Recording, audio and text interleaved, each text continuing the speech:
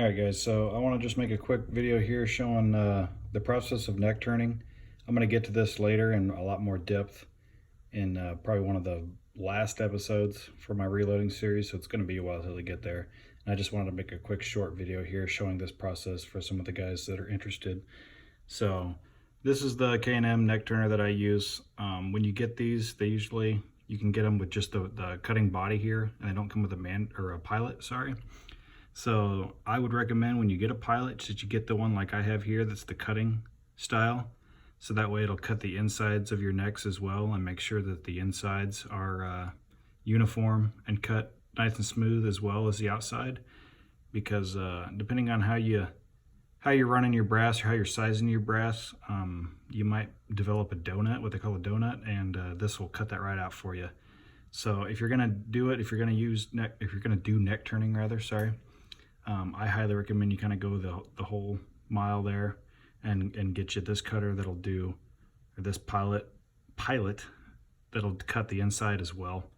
So anyways, so once you get that, then you gotta set it in here in the body to the depth to make sure that you're cutting the necks to the right depth all the way to the junction of the shoulder. Like I said, I'll get into this a little more in depth in a different video. I just want to kind of show you exactly how to use this thing, not exactly how to set it all up and all that stuff. I'll get into that later. If you have questions, I can answer them, but based on this video. So anyways, get that set up, set your depth for your cutter itself with this. Once you get it all set up, then you're ready to go.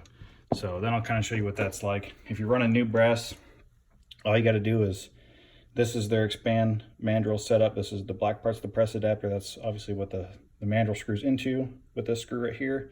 And then this goes into your press. So you don't necessarily need the screw here. It'll come out all the way out if you want.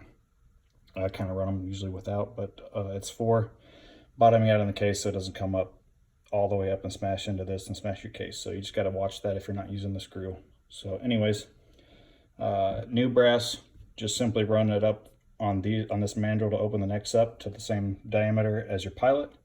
If you've got fired brass, you'll want to size them down first. So here's a full-length sizer.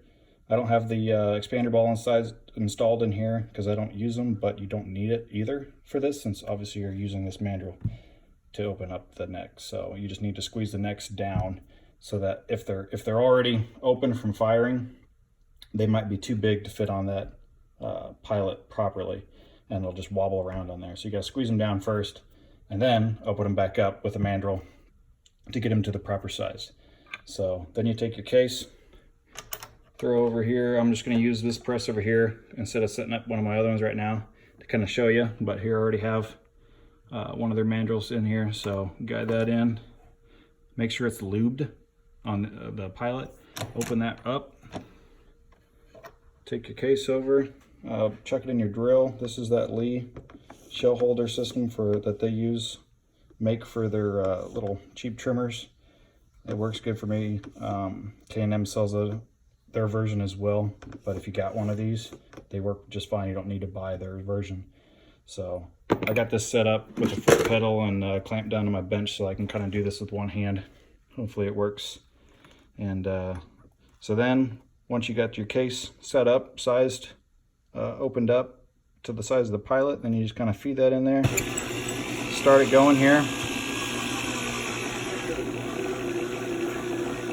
and just, normally I would run my drill a little bit faster, but you can kind of see there as it's cutting,